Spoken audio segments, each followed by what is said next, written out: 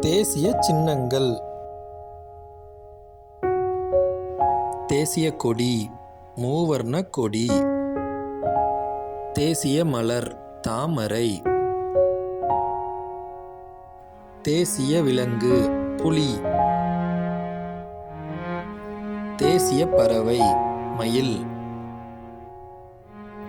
தேசிய பழம் மாம்பழம். தேசிய லட்சினை அசோகத்தூணிலுள்ள சிங்கங்களின் முகப்பு. தேசிய விளையாட்டு ஹாக்கி. தேசிய நதி கங்கை. தேசிய பாரம்பரிய விலங்கு யானை. தேசிய ஊர்வன பாம்பு.